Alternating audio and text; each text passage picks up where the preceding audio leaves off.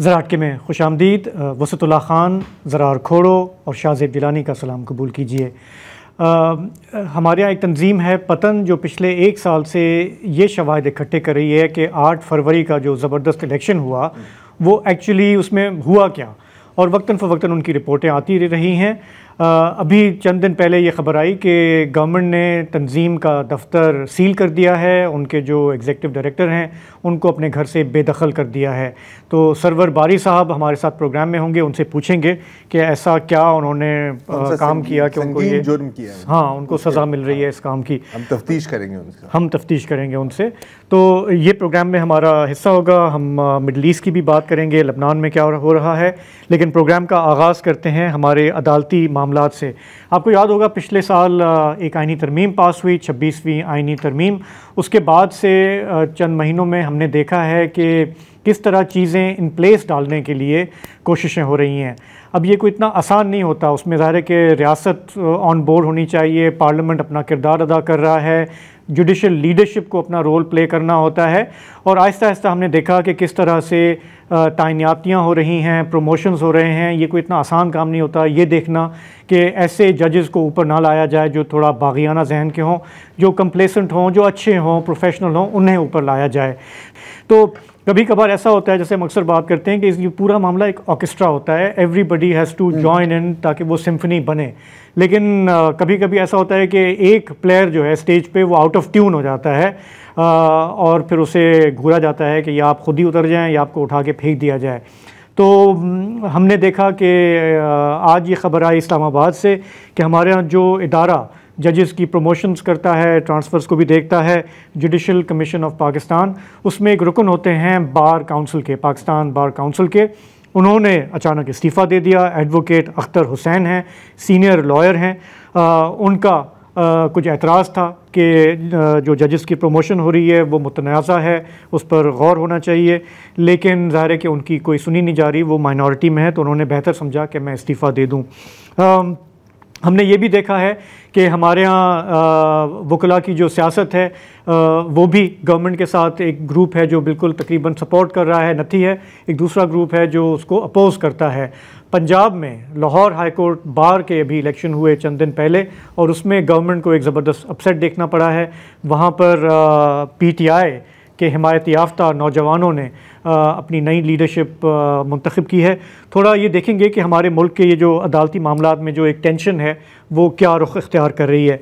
हमें प्रोग्राम में ज्वाइन कर रहे हैं बैरिस्टर सलाम, सुप्रीम कोर्ट के वकील हैं और इन मामलात पर नज़र भी रखते हैं। सलाउद्दीन साहब, सबसे पहले मैं आपसे ये पूछूंगा कि जिन लोगों की अदालती मामलात पे इतनी गहरी नज़र नहीं है, थोड़ा उनके लिए अगर एक्सप्लेन कर दें कि ये एक इस्तीफ़ा जो आया है इससे ये क्या जाहिर करता है, इससे क्या फ़र्क पड़ेगा?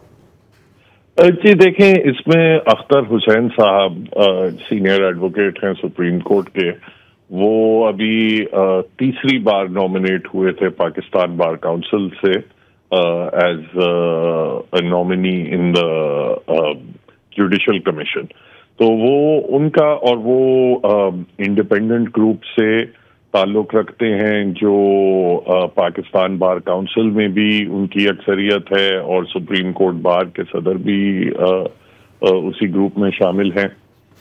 वो उन्होंने आज से कोई महीना पहले भी उन्होंने पब्लिकली इस चीज का इजहार किया था कि जिस तरीके से तकर्रियां हो रही हैं वो सही नहीं है, और जजेस की अपॉइंटमेंट में किसी किस्म की कोई सोच शामिल नहीं है, बल्कि एक सिर्फ वोटिंग होती है। शुरू में तो उन्होंने, चूंकि उनको पाकिस्तान बार काउंसिल के इंडिपेंडेंट ग्रुप में ही नॉमिनेट किया था, तो शुरू की जो अपॉइंटमेंट्स थी उसमें वो शामिल भी रहे थे, जो आईनी बेंचेस बनी और फिर दीगर हाई कोर्ट्स में अपॉइंटमेंट्स हुई। मगर इस्लामाबाद हाई कोर्ट की जो ट्रांसफर्स थे उस पे उन्होंने एतराज किया कि जस्टिस सरफराज डोगर जो हैं वो चीफ जस्टिस बनने के अहल नहीं हैं, क्योंकि ट्रांसफर्ड जज को इस तरीके से सीनियरिटी नहीं मिल सकती। उस चीज पे कुछ बात हुई जुडिशल कमीशन में, उसके बाद बहरहाल उनके ग्रुप की तरफ से बड़ा प्रेशर होगा, तो उन्होंने फिर ये मुनासिब समझा कि वो इस्तीफा दे दें, क्योंकि जिस तरीके से हम देख रहे हैं पिछले दिनों में कोर्ट पैकिंग हो रही है, बिल्कुल हुकूमत की मर्जी के जजेस हर जगह 40 से ज्यादा जजेस अपॉइंट अब सुपीरियर कोर्ट्स में हो चुके हैं, तो वो मैं समझता हूं कि किसी भी बाज़मीर आदमी के लिए बड़ा मुश्किल है कि वो एक्सेप्ट करे कि उनकी मौजूदगी में अदलिया की जो भी बची कुची आज़ादी है उसको बिल्कुल सल्ब कर दिया जाए। तो इसलिए उन्होंने इस्तीफा दिया है, और मैं समझता हूं कि ये जुडिशल कमीशन के बाकी भी जो मेंबरान हैं और बिलखसूस जो जुडिशल मेंबरान हैं उनको सोचना चाहिए कि चीजें किस नहज पे पहुंच चुकी हैं। अच्छा सलाउद्दीन साहब, दो सवाल हैं। पहले के सवाल का हाँ या ना में भी जवाब दे सकते हैं अगर आप चाहें। क्या ये कहना दुरुस्त होगा कि सीनियर एडवोकेट अख्तर हुसैन साहब का एतराज़ ये है, जैसे बहुत लोगों का है, कि ये जो जुडिशल कमीशन है ये एक रबर स्टैम्प है? क्या ये कहना दुरुस्त होगा? जी, उन्होंने यही कहा है कि जुडिशल कमीशन में किसी किस्म की कोई कंसेंसस बिल्डिंग या कोई रूल्स नहीं है, कोई क्राइटेरिया नहीं है कि क्यों जजेस सिलेक्ट हो रहे हैं, बल्कि कमीशन में फौरन आके बस वोटिंग होती है कि ये जजेस लगाने हैं और बस फिर बाकी सबको तस्लीम करना पड़ता है। मतलब एक तरह से जैसे पार्लियामेंट में काम होता है। अच्छा सलाउद्दीन साहब, अब बहुत लोग, मैं इस पर कमेंट्स देख रहा था बिलखसूस मतलब सोशल मीडिया पे, जो बार के लोग हैं, जो मुख्तलिफ वकला हैं, और बिलखसूस वो जो आपकी तरह शायद जुडिशल कमीशन की जो प्रोसीजर्स हैं उन पर उनका एतराज़ है, 26वीं तरमीम पर एतराज़ है, और उनका ये कहना है कि बहुत देर कर दी आपने अख्तर साहब, कि आपको पता था कि यहाँ पर क्या होना है, लेकिन अब फिर भी इस कमीशन का हिस्सा बने। क्या आपका ख्याल है ये एक फेयर क्रिटिसिज्म है? देखिए, मैं समझ रहा हूँ कि अख्तर साहब को पहले ही स्टांस लेना चाहिए था। जब सुप्रीम कोर्ट में आईनी बेंच बन रही थी तो कोई क्राइटेरिया नहीं था कि क्यों उन 7 या 8 जज साहिबान को पिक किया गया और क्यों सीनियरिटी फॉलो नहीं हुई, क्यों जो सीनियर जजेस हैं उन सबको एक्सक्लूड किया गया। देयर वाज नो रीजनिंग, और मगर वो उन फैसलों में तो शामिल थे। उसके बाद हाई कोर्ट में भी बहुत सारे जजेस अपॉइंट किए गए, सुप्रीम कोर्ट में अब 8 जजेस अपॉइंट किए गए हैं। तो मैं समझता हूं कि उस स्टेज पे भी ऑब्जेक्शन करते तो बेहतर होता। बहरहाल अगर देखें, उसमें एक कंपल्शन होती है कि आपको लगता है कि भाई जिस बॉडी ने मुझे नॉमिनेट किया है, अगर उनकी अक्सरियत चाह रही है कि हुकूमत के साथ ही चला जाए तो मेरे ऊपर शायद वो रिस्पॉन्सिबिलिटी आती है। मैं समझता हूं मगर उससे ज्यादा ऊपर एक आईनी जिम्मेदारी है कि आप मेरिट पे अपॉइंटमेंट्स करें, तो बेहतर होता कि उस वक्त वो खड़े होते उस पे। मगर बहरहाल his position is still much better than many others, जिन्होंने बिल्कुल अपने जमीर को साइड पे रख के जो हुकूमत का फैसला होता है उसको इंडोर्स किया जाता है। अच्छा, मैं ये जानना चाहता हूँ कि ये सब कुछ जो कुछ हो रहा है हाई कोर्ट से लेके सुप्रीम कोर्ट में, इनकी जो वालदा मोहतरमा है वो हैं 26वीं आईनी तरमीम, उसी के तहत ज़ाहिर है ये सब कुछ मुमकिन हो रहा है। और 26वीं आईनी तरमीम जो है वो चैलेंज भी हुई है, और उसी की बुनियाद पे जस्टिस मंसूर अली शाह और मुनीब अख्तर समेत 4 आला जजों ने कहा कि इसका फ़ैसला होने दें, उसके बाद जजों की तकर्रियाँ कर लें जैसे करनी है। तो आपके ख़्याल में ये जो 26वीं आईनी तरमीम की दरख्वास्तें हैं, ये इस हुकूमत का टेन्योर मुकम्मल होने से पहले समाअत के आखिरी मरहले में आ सकेंगी या अगली हुकूमत में तक समाअत? अच्छा, और यहाँ पर हम फर्ज कर रहे हैं कि हुकूमत अपनी पूरी मुद्दत पूरी करेगी। जी, मैं यही वजाहत चाह रहा था। देखिए, मैं समझता हूँ कि ऑलरेडी बहुत ताखीर की है। 26वीं आईनी तरमीम को पहले 1.5 महीने तो सुप्रीम कोर्ट ने उस पर नंबर भी फिक्स नहीं किया, उस पिटिशन को रजिस्टर भी नहीं किया, जो कि कम्प्लीटली अनप्रेसिडेंटेड चीज है। खैर 1.5 महीने बाद उस पर नंबर लगा। और वो भी तब लगा जब कई जो वकला थे उन्होंने डायरेक्ट पब्लिक लेटर लिखा चीफ जस्टिस को, उसके बाद जाके उस पर नंबर भी अलॉट हुआ। उसके बाद कोई 1.5 महीने बाद एक पेशी हुई और फिर केस को दोबारा मुलतवी कर दिया गया। मगर मैं समझता हूं कि बड़ा मुश्किल हो जाएगा इस पिटिशन को अवॉइड करना मजीद, क्योंकि आप देख रहे हैं कि बाहर से प्रेशर अब बढ़ता जा रहा है। बहुत सारे ऐसे लोग जो कि पहले कह रहे थे कि 26वीं तरमीम चलें ट्राई तो करके देख लेते हैं कैसा होता है, क्योंकि जजेस की भी माजी में कॉन्डक्ट अच्छा नहीं रहा वगैरह, तो नए सिस्टम को चांस दे देते हैं।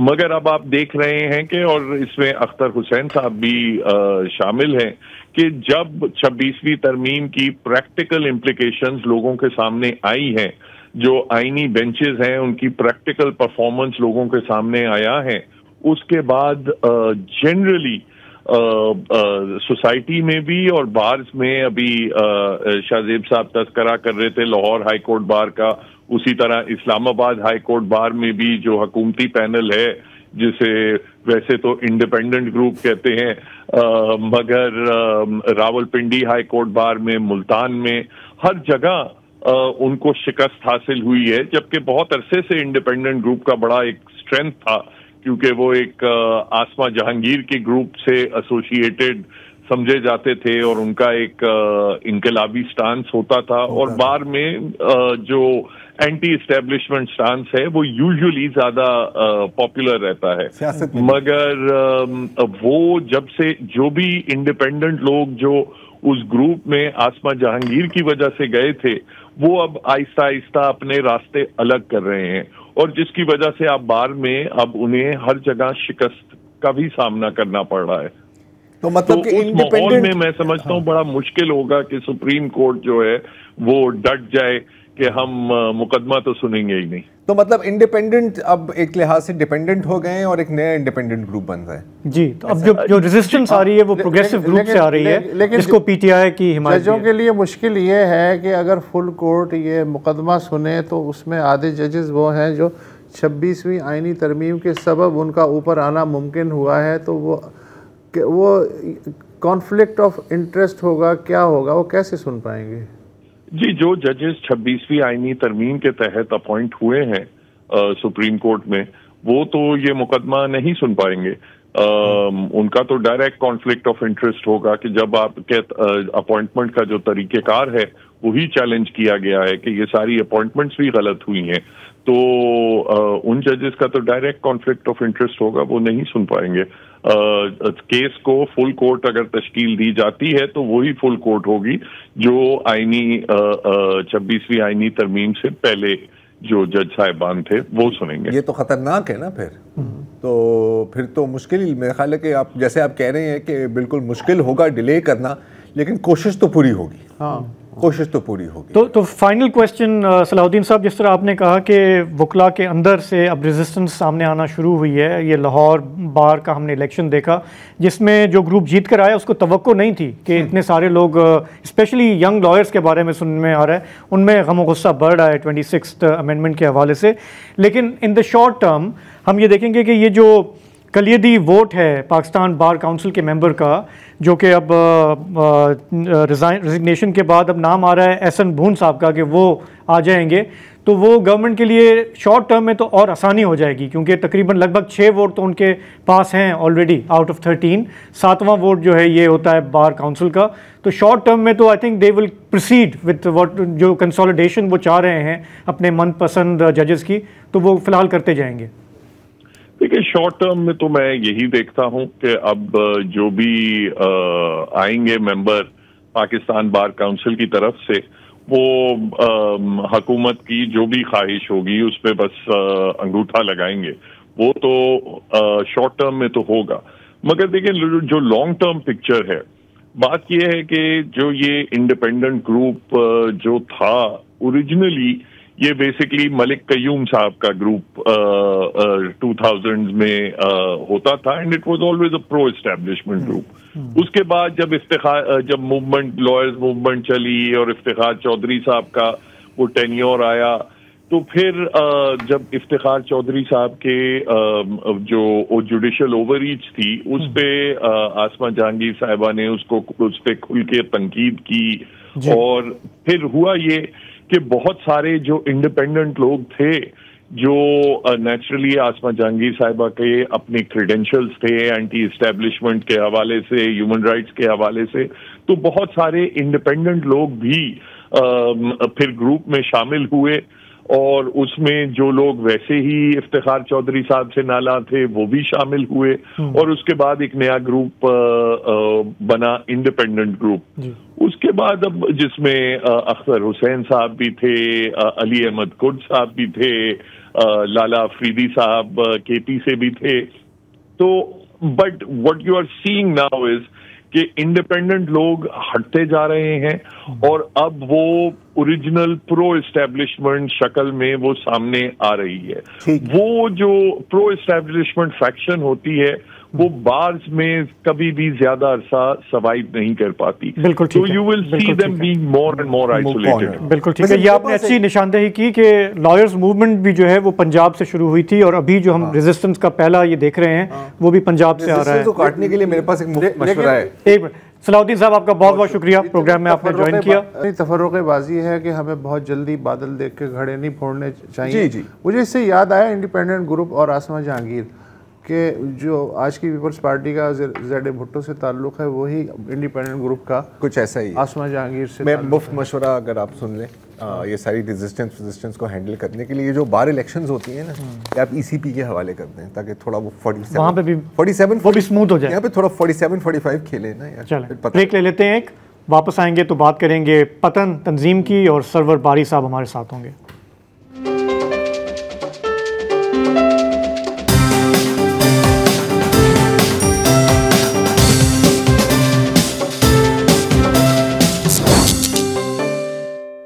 Welcome back.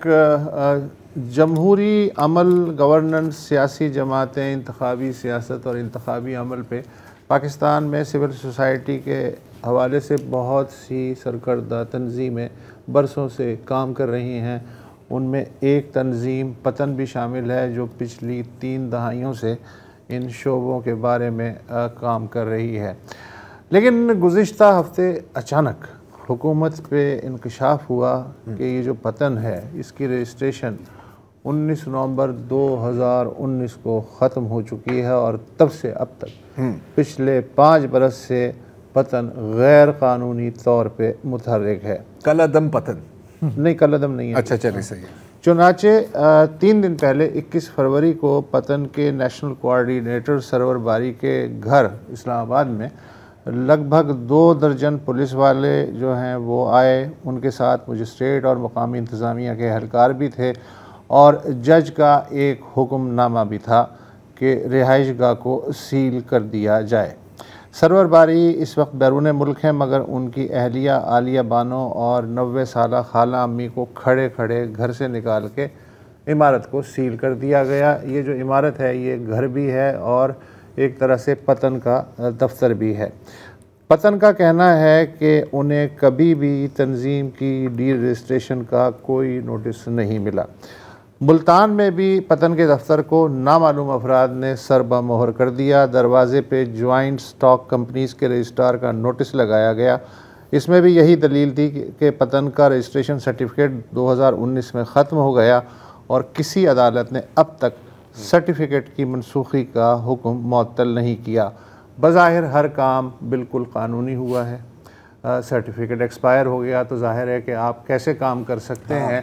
लेकिन ये अजीब हुस्न इत्तफ़ाक़ है कि इस छापे और इस सरबहमोरी से तकरीबन 3 हफ़्ते पहले इस माह के शुरू में पतन ने गुज़िश्ता बरस 8 फरवरी को होने वाले आम इंतखाबात का 1 साल मुकम्मल होने पे एक जायज़ा रिपोर्ट शाया की जिसमें कहा गया कि पूरा इंतखाबी अमल ही संगीन नक़ाइस से पुर था, बेइतदालियों से भरा हुआ था। ये अजीब इत्तफ़ाक़ है कि उसके बाद अचानक से ये बात सामने आई कि इनका तो सर्टिफिकेट ही 5 साल पहले ख़त्म हो चुका है, ये क्यों इस तरह की बातें कर रहे हैं? मेरा तो ख्याल है कि ये बिल्कुल कोई कोइंसिडेंस नहीं है, कभी कभी कोइंसिडेंस ही है, मुझे तो हुस्न इत्तेफाक हो जाती है। और मेरा ख्याल है कि कंस्पिरेसी थियरी है। मैं तो बड़ा मायूस हूँ क्योंकि हमने अक्सर सरवर बारी साहब को इस शो पर दावत दी है, उनकी बातें भी सुनी हैं, और मैं बड़ा अपसेट हूँ कि इस तरह उन्होंने कानून की खिलाफ वर्जी की है। मतलब 6 सालों 5 साल चले, हमें भी अंधेरे में रखा, पूरी दुनिया को अंधेरे में रखा। और मतलब 5 साल से आप मतलब आपके कोई कानूनी वजूद ही नहीं है और आप फिर भी काम कर रहे हैं। तो मैं तो सरवर बारी साहब से पूछना चाहूँगा कि आप इसको कैसे डिफेंड कर सकते हैं? बारी साहब, ये क्या हो रहा है यहाँ पे? बिल्कुल, आप जो फरमा रहे हैं वो अजीब बात है कि 2019 में हमारी रजिस्ट्रेशन को ख़त्म कर दिया गया है, हमें बताए बगैर, किसी प्रोसेस के बगैर। पाकिस्तान का आइन और कानून जो सरकार है उस पर लाज़िम करता है कि जो कानून है, जो रूल्स हैं और जो आइन है उसके मुताबिक प्रोसेस करें, और उसके बाद अगर किसी चीज़ को बंद करना है तो बंद करें। दूसरी बात यह है कि कोई भी पाकिस्तान में ऐसी एनजीओ नहीं है या रजिस्टर्ड बॉडी नहीं है जिसका कोई टेन्योर हो। हम कोई कौमी असम्बली या सूबाई असम्बली नहीं है कि हमारा टेन्योर ख़त्म होगा तो फिर नए इलेक्शन होंगे।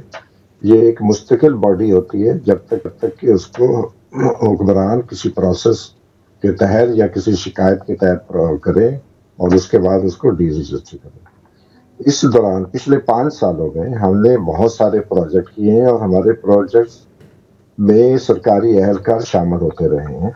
और मैंने आपके साथ आज दिन भर में कुछ जो हमारे मुशाहदाकार थे 2024 के इंतखाबात में, जो इलेक्शन कमीशन ने उनको मुशाहदाकारी के लिए एक्रेडिटेशन कार्ड दिए थे, वो आपके साथ मैंने शेयर किए थे।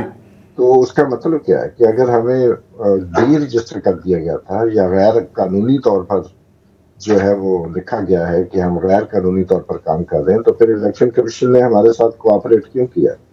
इसके अलावा ईएडी का खत भी मैंने आपको भेजा है कि 2023 में ईएडी ने हमारे जो प्रोजेक्ट्स हैं उनका एमओयू साइन किया और हमें गो अहेड दी कि हम उस प्रोजेक्ट पे अमल करें।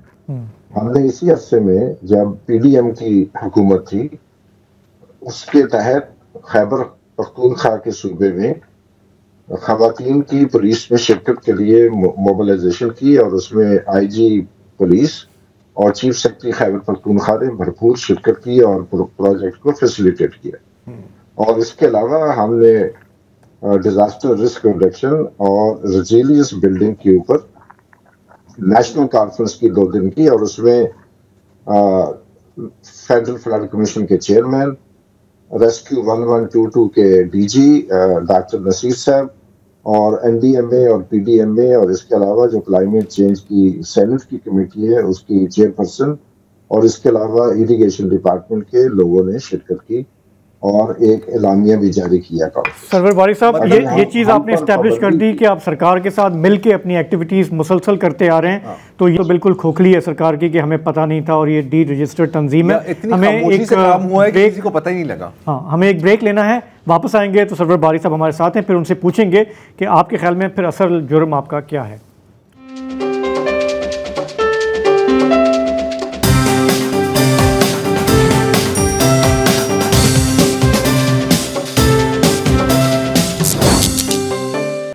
Welcome back. हमारे मुल्क में सच बात कहना, शवाहिद इकट्ठे करना, शफाफियत का मुतालबा करना गले पड़ जाता है। हमारे साथ सरवर बारी साहब इस वक्त मौजूद हैं। 21 फरवरी को कोई दर्जन भर पुलिस वाले उनके घर पहुंचे और उनके साथ मजिस्ट्रेट भी थे। उन्हें कहा गया जी कि आपकी जो तंजीम है वो गैर कानूनी तौर पे काम कर रही है, इसलिए हम इसे सील कर रहे हैं, आपके ख़िलाफ़ लीगल एक्शन लिया जा रहा है। तो बारी साहब, उसके बाद से फिर क्या हुआ? घर वाले जो हैं वो अब कहाँ हैं और आप किस तरह इससे टैकल कर रहे हैं? देखिए, जिस दिन ये पुलिस वाले आए हैं, 15-20 पुलिस वाले, और उनके साथ 2 मजिस्ट्रेट थे, उन्होंने चादर और चारदीवारी का जो तकद्दस है वो पामाल किया। हालांकि मजिस्ट्रेट सब अकेले भी नीचे आ सकते थे क्योंकि हम बेसमेंट में रहते हैं, लेकिन वो सारे पुलिस वाले और उनके साथ जो अमला था बाकी, वो सब दनदनाते हुए घर में घुस आए और मेरी जो वाइफ है उनकी खाला जो 90 साल की उम्र है, और जो सुरैया मुल्तानी का जो फेमस सिंगर है उनकी बड़ी बहन है। और उसके अलावा जो मेरी साली है, सिस्टर इन लॉ, वो भी वहाँ मौजूद थी और मेरी मिसेस भी थी। और उनको उन्होंने कहा कि आप 2 घंटों में अपना सामान बांधे और निकल जाए, और रात के 11:30 बजे उनको वहां से निकाल दिया गया। तो ये तो कैफियत है। खुदा का शुक्र है कि बहुत सारे दोस्त थे जिनको मालूम हुआ, और हर दोस्त ने कहा कि आप हमारे यहाँ आ जाए। तो इस वक्त वो एक दोस्त है हमारे, उनके यहाँ ठहरे हुए हैं, और जाहिर है ये it was a great shock, क्योंकि इस तरह घरों से निकाल देना इंसान बहुत बेबस अपने आप को समझता है। तो ये मैं समझता हूँ कानून की भी कानून पर अमल दरामद करवाने वाले अदारों ने कानून की खुद तरजीहें रखेली हैं, और इसकी जितनी भी मजम्मत की जाए कम है। और मैं सबसे ज्यादा मुझे खुशी की बात यह है और कुव्वत भी देती है कि सैकड़ों लोगों ने, बल्कि हजारों लोगों ने सॉलिडारिटी के जो मैसेजेस भेजे हैं मुझे और मेरे खानदान को, मैं उसकी वजह से I feel very empowered. I feel that हम जो कुछ भी कर रहे हैं वो सही कर रहे हैं। हमने जो बेनकाब किया है, जिस तरह इलेक्शंस रिग किए गए हैं, जिस तरह जो मैंडेट है लोगों का चोरी किया गया है, और आपको मालूम है हमारी रिपोर्ट का टाइटल था वॉर ऑन वोटर्स। तो ये जब से ये अप्रैल 2022 से लेकर आज तक जो पाकिस्तान में हो रहा है वो हम समझते हैं, और पूरी दुनिया समझती है, सारा मीडिया समझता है। There is almost a consensus के इलेक्शन चोरी किए गए हैं, और उसका सबूत हमने पेश किया। मैं आपको छोटी सी बात, NA 130 में 79,000 वोट जो है, फर्क है सिर्फ 37 पोलिंग स्टेशन के ऊपर, जो ऐसे पोलिंग स्टेशन है जहां पर सूबाई असम्बली का और कौमी असम्बली में जो फर्क है वोटों का, वो 79,000 का है। ये कभी तारीख में, पाकिस्तान के इलेक्शंस की तारीख में कभी ये पहले नहीं हुआ कि सूबाई और कौमी असम्बली के टर्न आउट में 79,000 का फर्क हो। तो हमने वो चीजें डिस्कवर की इलेक्शन कमीशन की वेबसाइट के ऊपर से जो किसी और ने नहीं की थी। और मेरा अपना ख्याल है कि हमें जो सजा दी जा रही है वो सिर्फ और सिर्फ इसलिए है कि हमने इलेक्शन कमीशन की चोरी को बेनकाब किया है। हमने उनके अपने डेटे से जो डिस्क्रिपेंसीज निकली हैं, जो तजादात उनके डेटे में मौजूद है, उसको कौम के सामने पेश किया है, और उसकी वजह से हमें सजा दी जा रही है। देखिए आज भी जब हम आपस में बात कर रहे हैं तो हमारे सामने है कि आज भी कौमी असम्बली भी नामुकम्मल है, पंजाब की सूबाई असम्बली नामुकम्मल है, खैबर पख्तूनख्वा की कौमी सूबाई असम्बली नामुकम्मल है, पाकिस्तान के सेनेट में आपको मालूम है हर सूबे की बराबर नुमाइंदगी है, ताकि जो कौमी असम्बली में ऊपर नीचे है वो बैलेंस हो जाए, उसको बैलेंस करने के लिए तमाम सूबों के 23 सीटें हैं। लेकिन खैबर पख्तूनख्वा की को जो नशिस्तें हैं सेनेट में सिर्फ 13 हैं, और 11 नशिस्तें 1 साल से खाली पड़ी हैं।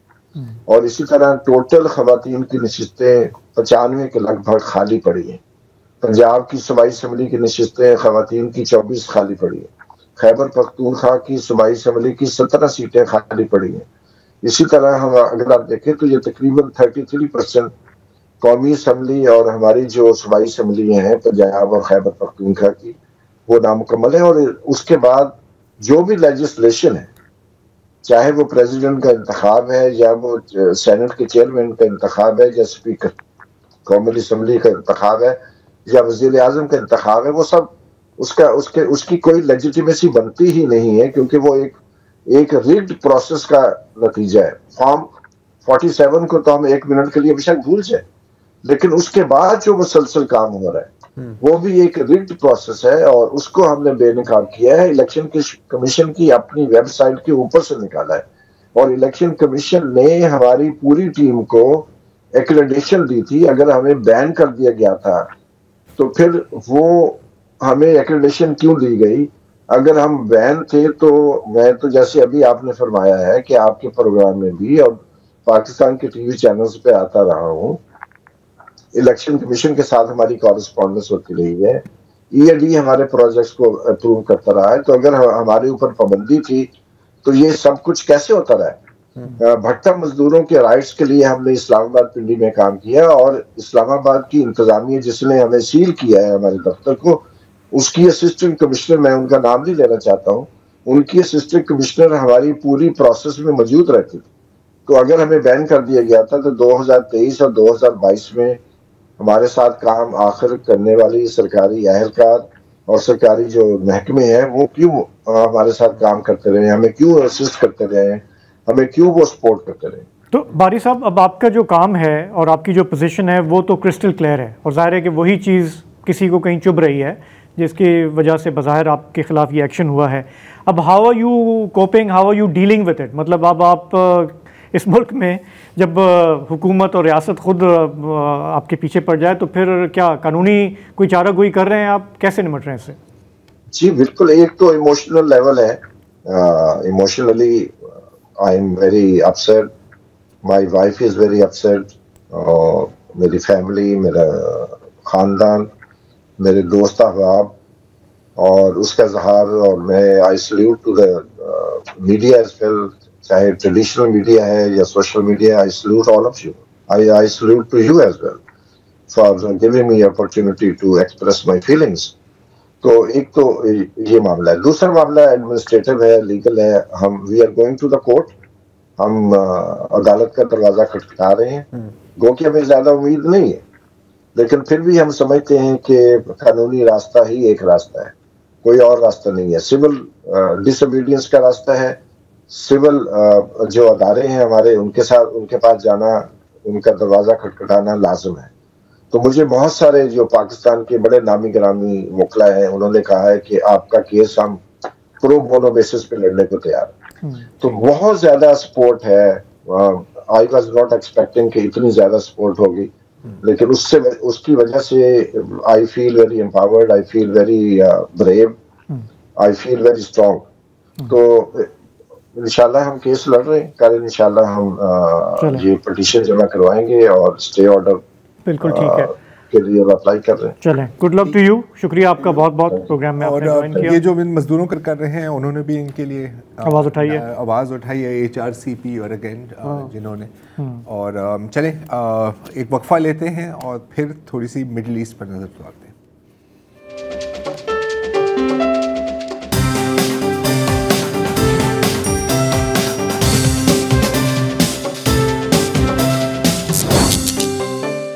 Welcome back. पिछले रोज़ लेबनान के दारुल हुकूमत बैरूत में हिज़्बुल्लाह के साबिक सरबरा हसन नसरुल्लाह की तदफीन हुई, उनका जनाजा निकला, उनको सुपुर्द खाक भी किया गया। ये पब्लिक फ्यूनरल था और जाहिर है कि इनको 5 माह कबल कत्ल किया गया था, लेकिन सिक्योरिटी वजूहात की वजह से इस जनाजे को डिले किया गया। ये बैरूत के एक बहुत बड़े स्पोर्ट्स स्टेडियम में हुआ, जिसमें 50,000 लोग फिट हो सकते हैं, फुल कैपेसिटी। और आप देख सकते हैं उससे कई हज़ार गुना ज़्यादा सड़कें बंद हैं, बैंड बाजे बज रहे थे, पूरी स्टेडियम की ग्राउंड के ऊपर भी कुर्सियाँ लगाई हुई थी और बाहर जो लोग अंदर दाखिल नहीं हो सकते थे। आप देख सकते हैं कितना हजूम है, हज़ारों लोग रिपोर्ट किए गए हैं, मैं तो कहूँगा कि ये लाखों में है शायद। और बाहर बहुत बड़े स्क्रीन्स भी लगे थे जहाँ पर इनके और हाशिम सफ़ीउद्दीन जो हिज़्बुल्लाह के नंबर 2 थे, इनकी वहाँ पर फ्यूनरल प्रोसेशन हुई। हिज़्बुल्लाह के लिए ये एक अहम शो ऑफ फोर्स भी है, क्योंकि वो इससे ये भी दिखाना चाह रहे हैं कि हमारी जो लॉजिस्टिक कैपेबिलिटी है और हमारी जो ऑर्गेनाइजेशनल कैपेबिलिटी और हमारी जो सपोर्ट है वो अभी तक बरकरार है। लेबनान के तो हर हिस्से से लोग आए हैं, दूसरे ममालिक से भी लोग आए हैं, और बिलखसूस मैंने देखा कि यमन ने अपना एक वफ्द वहाँ पर भेजा जो अपनी रिवायती लिबास में वो खंजर के साथ वहाँ पर पोज कर रहे हैं। कुछ मगरबी ममालिक से भी वहाँ पर लोग आए हुए थे और इजराइल ने भी इस जनाजे में शिरकत की। जब ये जनाजा चल रहा था तो अगेन लेबनान की फ़िज़ाई हदूद की खिलाफ वर्जी करते हुए इजराइल ने अपने फाइटर जेट्स भेजे। जब ऐसा हुआ तो देखें वहाँ पर क्या हुआ।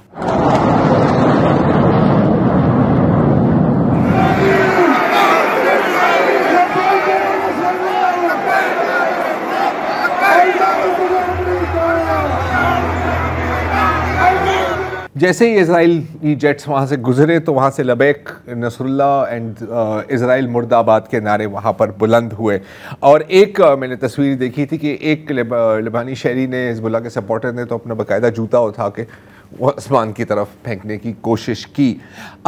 लेबनान में इस वक्त इजराइल 5 मकामात पर अभी भी काबिज है। ये अगेन जो जंग बंदी का मुआहदा है उसकी खिलाफ वर्जी है। डेडलाइन इसकी कुछ एक हफ्ते पहले थी, लेकिन जाहिर है कि इजराइल ने कहा है कि जी हम इन पहाड़ियों से नहीं पीछे हटेंगे, आप हटा सकते हैं तो हटा दें।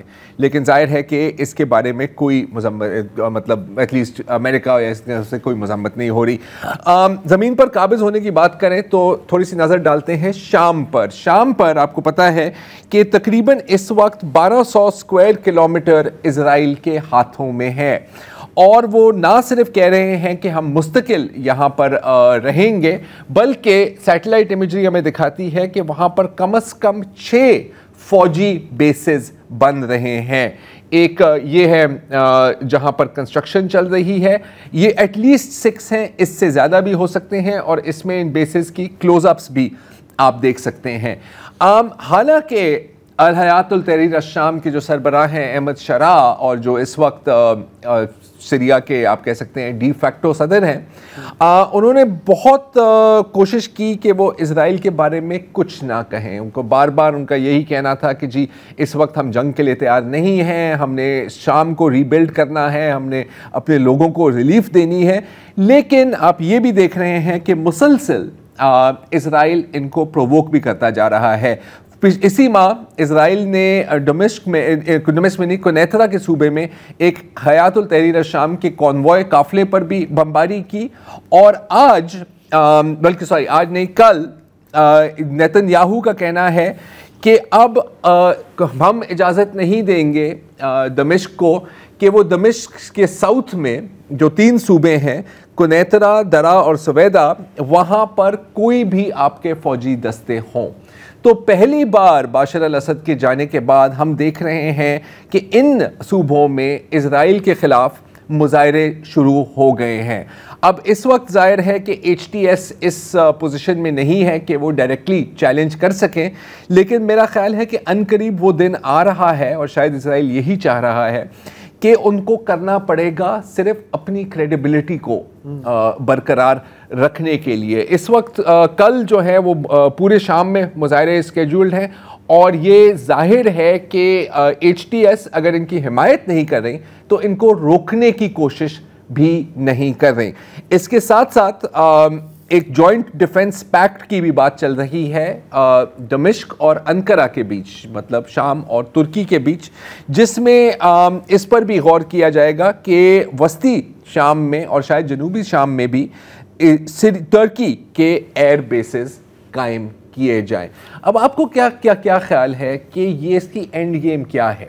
क्योंकि इस वक्त जो माउंट हरनौन है वो एक तरह से मेन वाटर सोर्स भी है शाम का, वहाँ से नहरें निकलती हैं, जो वहाँ की जो झीलें हैं वो वहाँ से ही भरती हैं, और ये इजराइल के काबू में है। इसके साथ साथ आपको पता है कि जैसे ही बशार अल असद की हुकूमत गिरी थी तो इजराइल ने 24 घंटों के अंदर तकरीबन 1000 एयर स्ट्राइक्स की थी तमाम मिलिट्री बेसिस पे, तमाम वेपन स्टॉक्स पाइल्स पे, ताकि जो भी शाम में असद के बाद इक़्तिदार में आए उसके पास फौज ना हो।